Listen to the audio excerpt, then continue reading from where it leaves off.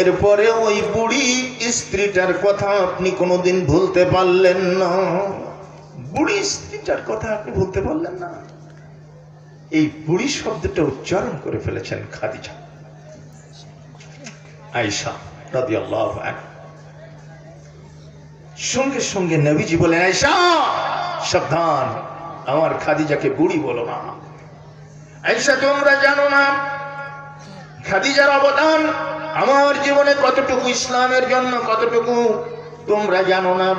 আয়েশা, খাদিজা আমার ঘরের সেই স্ত্রী যাকে রব্বুল আলামিন আসমান থেকে সপ্তাকাশ ভেদ করে আরশে আজিম থেকে সালাম পৌঁছে দিয়েছিলেন। জোরে কোন সুবহানাল্লাহ।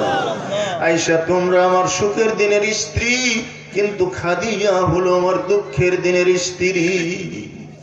খাদিজার অবদান কখনো ভোলা যাবে না। আয়েশা, খাদিজার বিরুদ্ধে একটি শব্দ আর কোনোদিন উচ্চারণ করো না। আয়েশা আয়েশা বললেন, ইয়া নবী আল্লাহ, আমার ভুল হয়ে গেছে।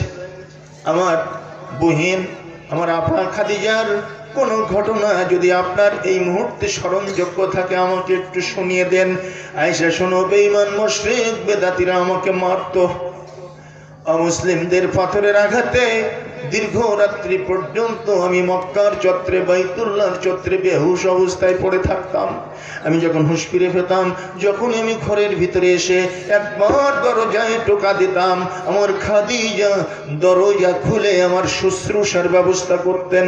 একদিন জিজ্ঞেস করলাম, খাদিজা, প্রথম ডাক দেওয়ার সঙ্গে সঙ্গে তুমি কেমন করে দরজাটা খুলে দাও রে?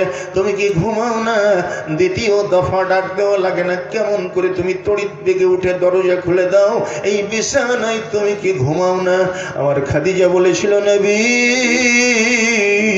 কর্মক্লান্ত শরীর যদি আমি বিছানায় লেপটে দেই, যদি আমার পিঠখানা বিছানার সাথে লাগিয়ে দিয়ে আমি ঘুমানোর চেষ্টা করি, নবী, অঘোর ঘুমিয়ে যাব, অচেতন অবস্থায় বিছানায় আমি পড়ে থাকবো। আপনি দরজায় এসে কষ্ট পাবেন, বারংবার আমাকে ডাক দিবেন, টোকা দিয়ে দিয়ে দরজা খুলতে বলবেন। নবী, আমার বেয়াদবি হবে। আপনি রাহমাতুল লিল আলামিন, আপনি আমার প্রাণ প্রতিম স্বামী, আপনি কষ্ট পাবেন। এই জন্যে এই ভয়ে আমি বিছানায় পিঠ দিয়ে ঘুমাই না।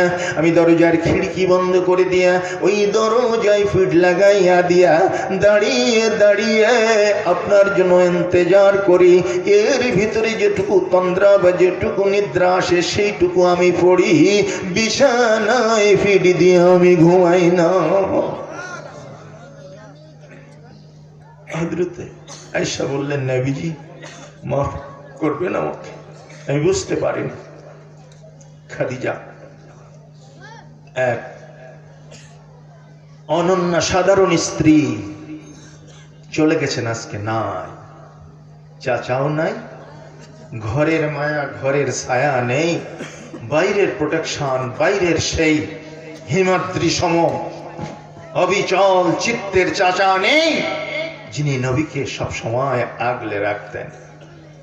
আল্লাহর নবীর মনে হতাশা, অনেক চিন্তা, কি হবে সামনের দিনে। জিবরিল, যাও, চলে যাও, দুনিয়ার জমিন থেকে আমার দোস্ত, আমার বন্ধুকে নিয়ে আসো আরশে আজিমে। আল্লাহর নবীকে নেওয়ার জন্য জিবরিল আমিন এসে গেলেন, উম্মে হানির ঘর থেকে ডেকে নিলেন, সিনাচাক কর্ম সম্পন্ন করলেন। আল্লাহর নবীজিকে নিয়ে রওনা দিলেন বাইতুল মুকাদ্দাস পর্যন্ত। নিমেষের ভিতরে বললেও ভুল হবে, একটা সেকেন্ডকে ভগ্নাংশ করলে কি দাঁড়ায়, ততটুকু টাইমের ভিতরে আমার নবীকে নিয়ে এই 1000 মাইলের বেশি রাস্তা অতিক্রম করে জিবরিল আমিন চলে গেলেন বাইতুল মুকাদ্দাস। ঘোড়াটাকে বেঁধে রাখলেন পাথরের সাথে। এই মেরাজের ঘটনা পৃথিবীর বহু বৈজ্ঞানিক, বহু পণ্ডিত, বহু দার্শনিক অস্বীকার করেছে, বলেছে এটা ইম্পসিবল। আবার কোন পণ্ডিত, কোন মনীষী মুসলিম, তারা অতি রঞ্জিত করে মেরাজের ঘটনায় এমন সব কল্প কাহিনী, ওয়ালিক কিচ্ছা কাহিনী সংযোজন করেছেন যে মেরাজ আর মেরাজ নাই, মেরাজের 12টা বাজিয়ে 13টার কোটে পৌঁছে দিয়েছে। তার মধ্যে একটি হচ্ছে 27শে রজবকে মেরাজ মনে করে সিয়াম পালন করা এবং মিলাদ খানি করা করে না আমাদের দেশে? সরকারি বেসরকারি প্রতিষ্ঠান সমূহ বন্ধ থাকে না। এটা মেরাজের শিক্ষা নয়, তাৎপর্য নয়। মেরাজের তাৎপর্য কি, সেদিকে আমরা এগিয়ে যাচ্ছি ইনশাআল্লাহ। আসেন, যারা এটাকে অস্বীকার করতে চেয়েছে তাদের জন্য একটা ছোট্ট টিপস। আরবিতে বলছিলাম এই বারকুন শব্দের অর্থ কি? বিজলি। এই যে বিদ্যুৎ, এটা চলছে, এর গতি কত? আলোর গতি সেকেন্ডে কত? 1,86,000 মাইল। তার মানে প্রায় 303 লক্ষ কিলোমিটার এক সেকেন্ডে। তা এই বারকুন বিজলি, এই বারকুন শব্দ থেকে বোরাকুন শব্দটা উৎপত্তি হয়েছে। আরবিতে একটা নিয়ম আছে, কাসরাতুল মাবানি কাসরাতুল মাআনি। মূল ধাতুর শব্দ যত বেশি হবে তার অর্থটা তত বেশি বা বর্ধিত কলেবরে হবে, কৈবল্য সূচক অর্থ হবে। বারকুন এখানে 3টা হরফ, বিজলি, আর বোরাকুন 4টা হরফ। তার মানে বিজলির যে গতি, আলোর যে গতি, তার চাইতে বোরাকের গতি বেশি ছাড়া কম ছিল না। জোরে কান সুবহানাল্লাহ। তো যদি আলোর গতি 1,86,000 মাইল হয় সেকেন্ডে, তাহলে এই মসজিদে হারাম থেকে মসজিদে আকসা পর্যন্ত বোরাকের গতিতে নবীজিকে নিয়ে যেতে 1 সেকেন্ডকে কত ভগ্ন অংশ করলে সেই সময়টুকু লাগে, এটা আমি হিসাব করে পাইনি, আপনারাই করবেন। কলেজে পড়া, ইউনিভার্সিটিতে পড়া শিক্ষিত ছেলে মেয়েরা তোমরা হিসাব করে বের করো, কেউ পারবে না। বিজ্ঞান এখানে অচল, বিজ্ঞান অচল। যদি আপনি আমি আল্লাহকে মানি, ইন্নাল্লাহা আলা কুল্লি শাইইন কাদির,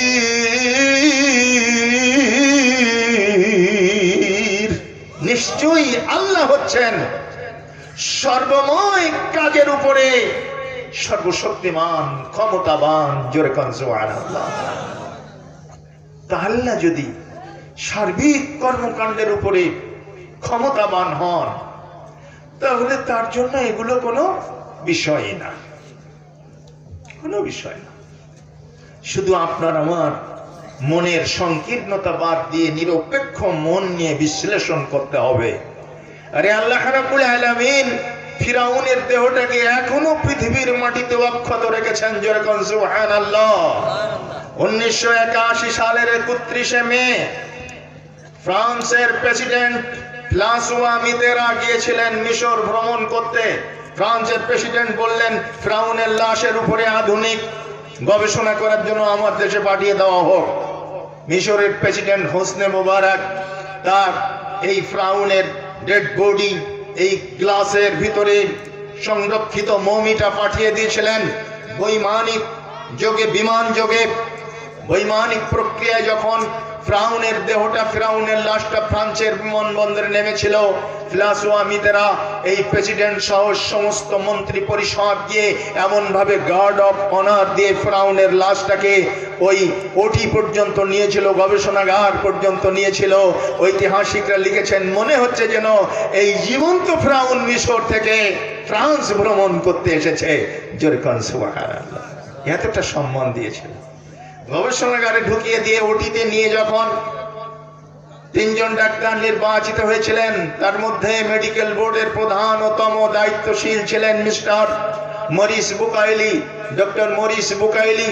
মেডিকেল সায়েন্সের এই অসাধারণ পণ্ডিত, তিনি যখন এই মমিটার উপরে ইনভেস্টিগেশন চালাতে লাগলেন, তার একজন অ্যাসিস্ট্যান্ট বলে উঠলো, স্যার বন্ধ করে দেন এই পরীক্ষা, এই পরীক্ষা মুসলমানদের কোরআনের সাথে মিশে যাচ্ছে। কেন কেন কি পেয়েছ? স্যার এই পরীক্ষা করে এখনই যেটা ফল পেলাম, ফিরাউনের দেহের ভিতরে লবণের সন্ধান পাওয়া যাচ্ছে, আর লবণের সন্ধান পাওয়া মানে হলো ফিরাউনের মৃত্যু। লোনা সাগরে হয়েছিল। সাগরের পানি সবসময় লোনা হয়, আপনারা যারা পরীক্ষা করে দেখেছেন তারা জানেন, যারা ভ্রমণ করেছেন সৌদি আরব তারা দেখেছেন, যারা জেদ্দায় গেছেন, জেদ্দায় সাগরের কিনারে গিয়ে এক চুল্লি পানি যদি আপনি মুখে নেন রাখতে পারবেন না, এত কঠিন লবণ পানি। আর এই লাশের ভিতরে লবণের সন্ধান পাওয়া মানে ফিরআউন যে নীল দরিয়ায় ডুবে মরেছিল সেটা প্রমাণ হয়ে যায়। সুতরাং এই পরীক্ষা এখানে স্থগিত করা হোক। মরিচ বুকাইলি বলেন ঠিক আছে, তাই যদি হয় বাবা দরকার নেই, শাক তুলতে তুলতে যদি কেঁচো বেরিয়ে যায় সেটা আর এক বিপদ। কিন্তু কোরআনের দোতনা, কোরআনের যে ভাব গাম্ভীর্য, কোরআনের যে মোহ, ওটা মানুষের ভিতরে একবার ঢুকে গেলে শুধু স্ট্রাগল করতে থাকে, ধাক্কা দিতে থাকে, ওকে শুধু গিয়ার আপ করে, যাও না, শোনো না, জানো না কি ব্যাপার। তো এবার মাসাধিক কালের একটা কনফারেন্স হলো সৌদি আরবের মাটিতে, ওই 1981 ভিতরে কিংবা 82 সালের প্রথম দিকে। ফ্রান্স থেকে যিনি প্রতিনিধিত্ব করলেন মেডিকেল বোর্ডের, তিনি হচ্ছেন ডক্টর মরিস বুকাইলি। তো সৌদি আরবে 1 মাসেরও বেশি কনফারেন্সে অবস্থান করছেন। মদিনা ইউনিভার্সিটির একজন স্কলার, তার নাম হচ্ছে ডক্টর তহা ইব্রাহিম। তাকে তিনি একদিন চুপিসারে জিজ্ঞেস করছেন, মিস্টার তহা ইব্রাহিম, ফিরআউন সম্পর্কে আপনাদের কোরআন কিছু বলেছে? তো মিস্টার তহা ইব্রাহিম বললেন, হ্যাঁ বলেছে। তো কি বলেছে আমাকে একটু দেখাবেন? হ্যাঁ দেখাবো। আল্লাহ পাক বলেছেন, فَالْيَوْمَ نُنَجِّيكَ بِبَدَنِكَ لِتَكُونَ বের করতে সূরা ইউনূসের 90 নম্বর আয়াত, ইউনূস 90। ফিরআউন সম্পর্কে আমাদের কোরআন বলছে, আল্লাহ ফিরআউনকে বলে দিলেন, আজ তোমার দেহটাকে আমি অক্ষত রেখে দিলাম। জোরে কান সুবহানাল্লাহ। তো মানুষ মরে যাওয়ার পর হাজার হাজার বছর তার দেহ অক্ষত থাকবে, এটা কি সাধারণ ব্যাপার না অসাধারণ ব্যাপার? অসাধারণ ব্যাপার।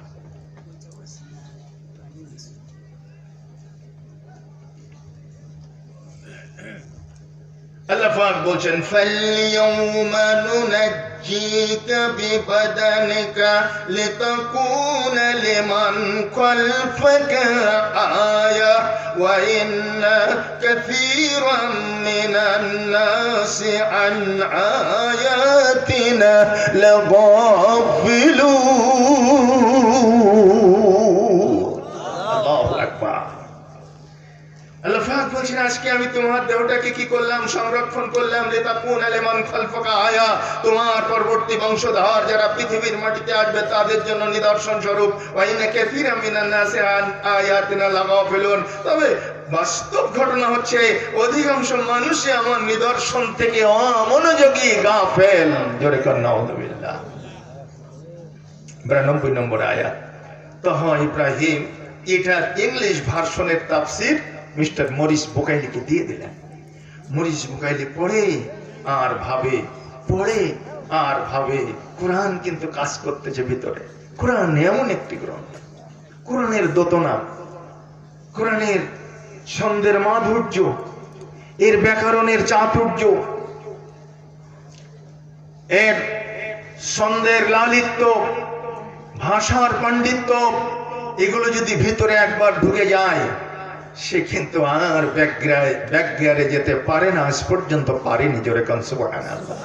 চেষ্টা করেছিলেন ওমরে ফারুক যেতে ব্যাকগ্রাউন্ডে, তিনি রাসূলের হুজরাত পাশ থেকে ছুটে পালিয়ে যাচ্ছিলেন। একদিন যখন এগ্রিমেন্ট হয়ে গেল যে আজ থেকে আর কেউ আমরা আসবো না, কাফেরদের ভিতরে এগ্রিমেন্ট হলো, আবু জাহাল, আবু লাহাব, ওলীদ, উতবা, সাইবা সবাই এগ্রিমেন্ট করলো যে কেউ মনের ভুলেও আর এই রাসূলের হুজরাত পেছনে আসবো না কোরআন শুনতে। ঠিক আছে? হ্যাঁ ঠিক আছে। ওমর ফারুক বলছেন, সেই দিন আমি একটা চান্স নিলাম যে আজকে যখন কেউ আসবে না আমি গিয়ে জীবনের মতো মন ভরে শুনবো। শুধু শুনবো না, ইনভেস্টিগেশন করব, আসলে এটা আল্লাহর কালাম না নবী মুহাম্মদ সাল্লাল্লাহু আলাইহি সাল্লামের মস্তিষ্ক প্রসূত বাণী, এটা আমি আজকে বের করে ফেলবো।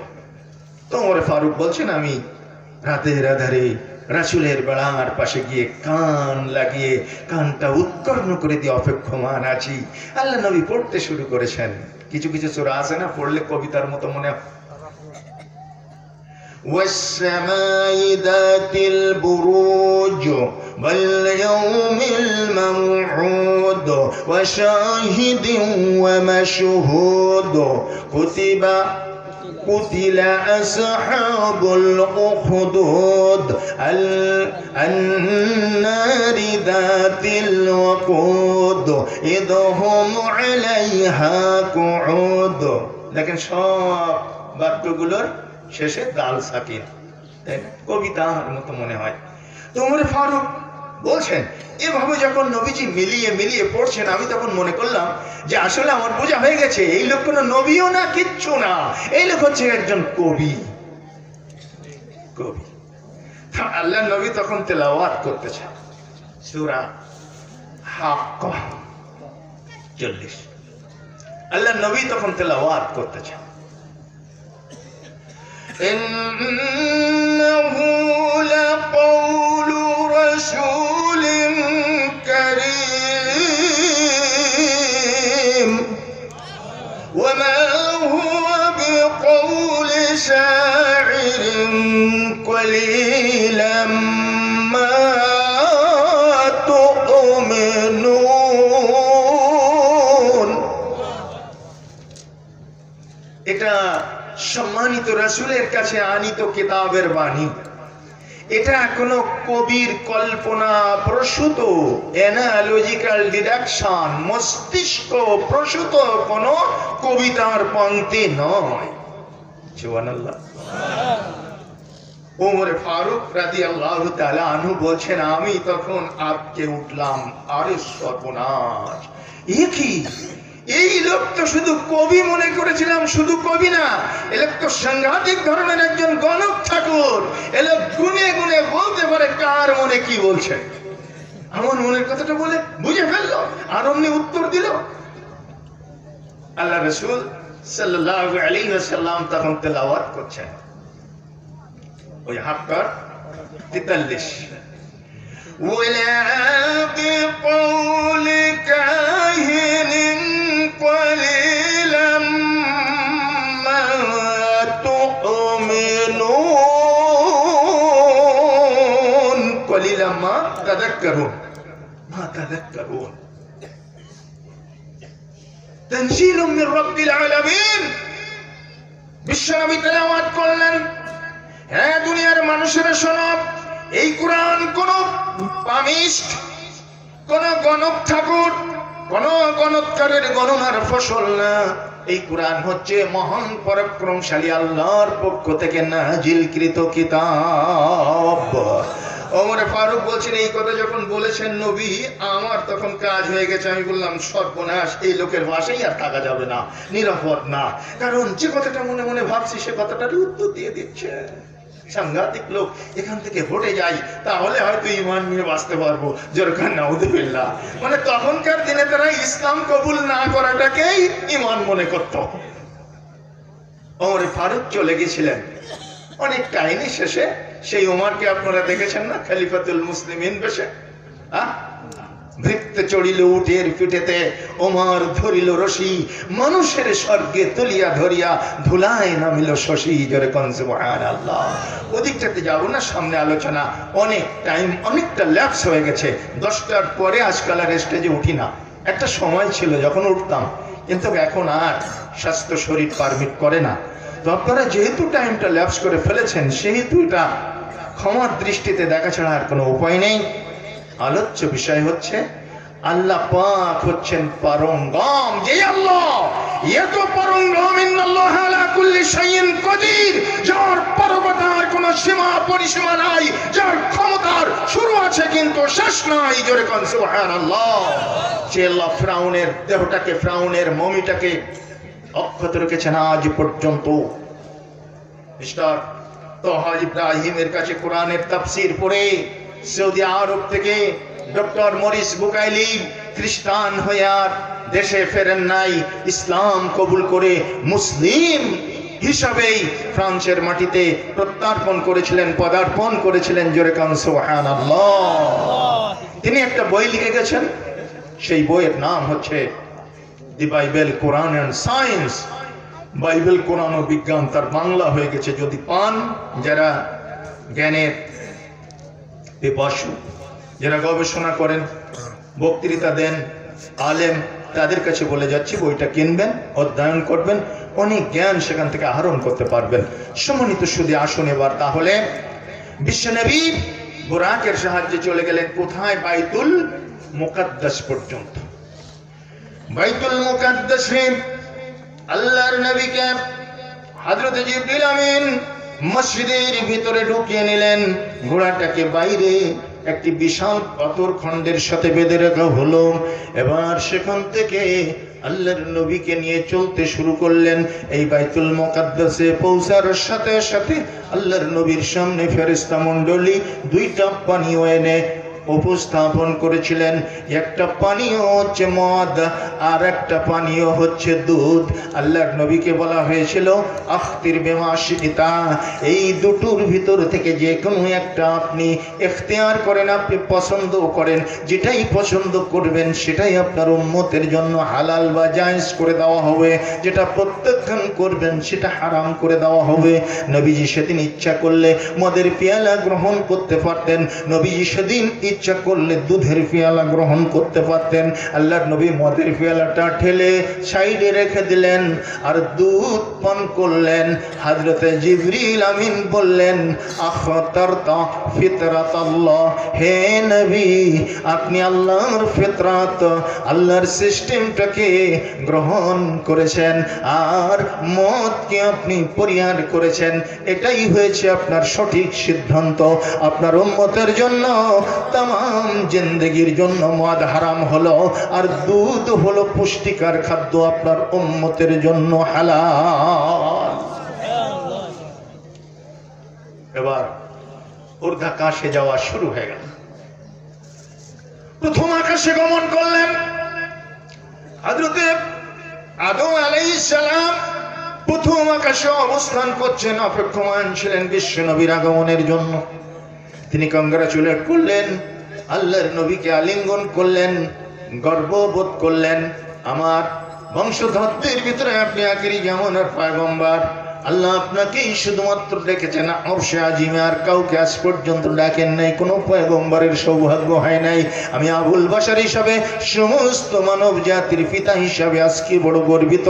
জান এ আমার বংশধরের উজ্জ্বল নক্ষত্র। আল্লাহ পাকের কাছ থেকে ভ্রমণ করে আসেন। দ্বিতীয় আসমানে উঠে গেলেন জিবরিল আমিনের সাথে। হযরতে ঈসা এবং হযরতে ইয়াহইয়া আলাইহিমুস সালাতু ওয়াস সালামের সাথে দেখা হয়ে গেল। আল্লাহর নবীকে অভিবাদন জানালেন, আল্লাহর নবীকে স্বাগতম জানালেন। সেখান থেকে জিবরিল আমিন তাকে নিয়ে গেলেন তৃতীয় আকাশে। সাইয়্যিদুনা ইউসুফ আলাইহিস সালামের সঙ্গে দেখা হয়ে গেল। উম্মতের সুদর্শন পয়গম্বর হযরত ইউসুফ নবীজিকে কংগ্রাচুলেট করলেন, স্বাগতম জানালেন। অতঃপর ঊর্ধ্বাকাশের দিকে ইশারা করলেন। নবীজি চললেন জিবরিল আমিনকে অনুসরণ করে। চতুর্থ আকাশে রয়েছেন হযরত ইদ্রিস আলাইহিস সালাম, তার সাথে কুশল বিনিময় হলো, সালাম বিনিময় হলো। পঞ্চম আকাশে চলে গেলেন। পঞ্চম আকাশে রয়েছেন হযরতে হারুন আলাইহিস সালাম। হযরতে হারুনের সঙ্গে কথা হলো। সাইয়্যিদুনা হারুন তাদেরকে বিদায় দিয়ে পাঠিয়ে দিলেন ষষ্ঠ আকাশে। ষষ্ঠ আকাশের উপরে আল্লাহর নবীর সঙ্গে দেখা হলো। সাইয়্যিদুনা পয়গম্বর জলিলুল কদর পয়গম্বর হযরতে মূসা কালিমুল্লাহ আলাইহিস সালাম, বনি ইসরাইলের বিদগ্ধ পয়গম্বর, আল্লাহর নবীকে কুশল জানিয়ে, অভিবাদন জানিয়ে সেখান থেকে পাঠিয়ে দিচ্ছেন সপ্তম আকাশে। নবীজি একটা কথা আপনাকে বলি, আল্লাহ আপনাকে ডেকেছেন, কি আপনাকে দেন, কি বুড়ৌকন দেন, কি নিয়ে ফিরে যান, আমাকে একটু জানিয়ে যেতে ভুল করবেন না।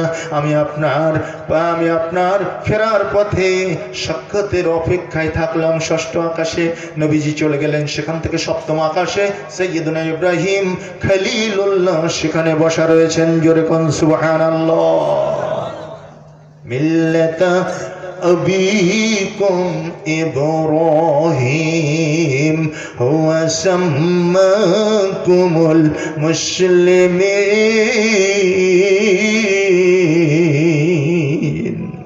আমাদের মিল্লাতি বাপ বসে আছেন সপ্তম আকাশে। নবী মারহাবা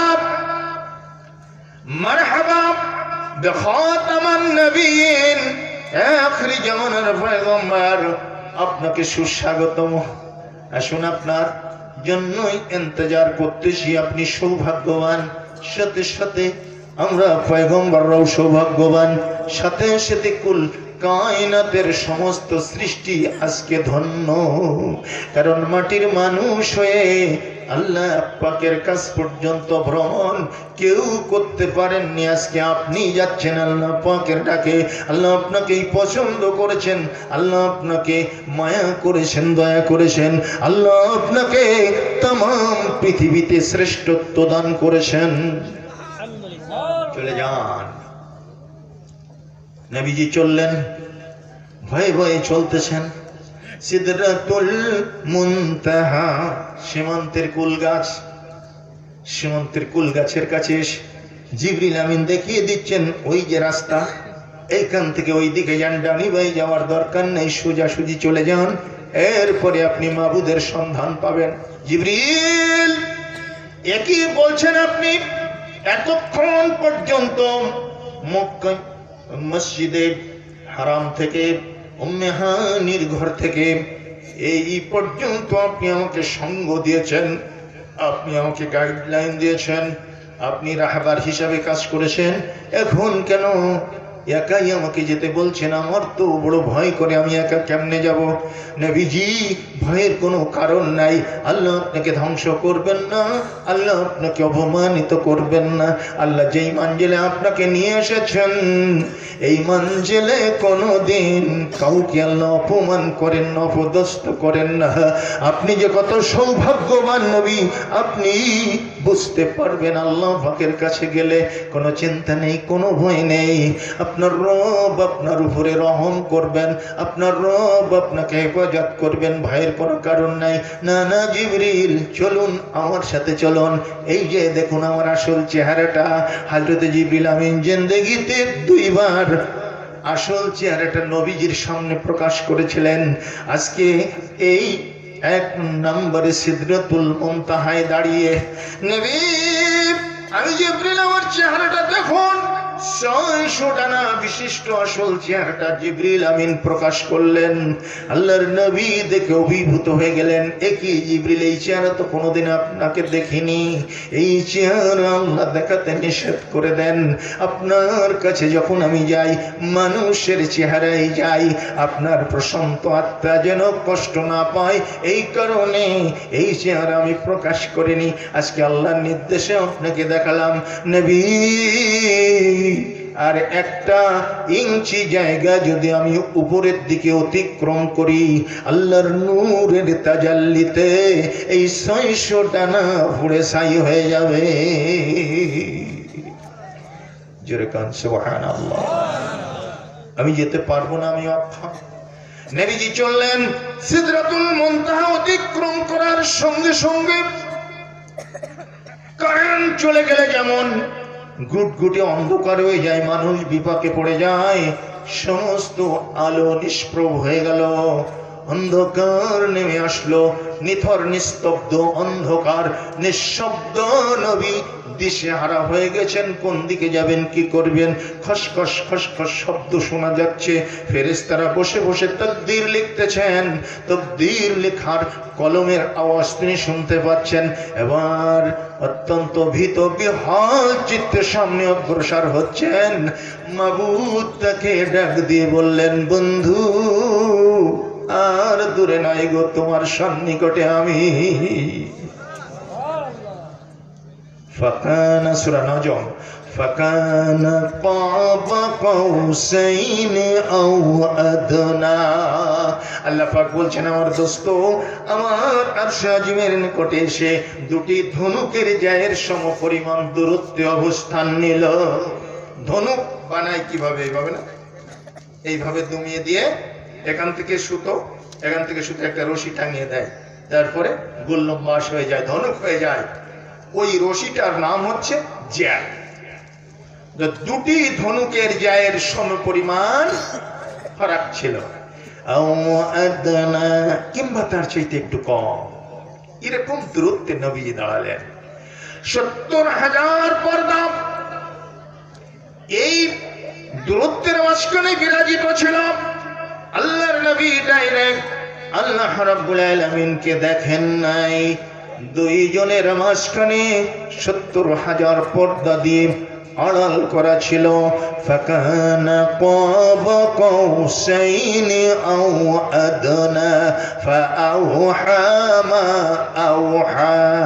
অতঃপর আল্লাহ রাব্বুল আলামিন যা কিছু ওহী করবার আল্লাহর নবীর কাছে ওহী করলেন। জোরে কান সুবহানাল্লাহ। নবীজিকে জান্নাত দেখালেন, জাহান্নাম দেখালেন, মিজান দেখালেন, হাউস কাউসার দেখালেন, মাকামে মাহমুদ দেখালেন।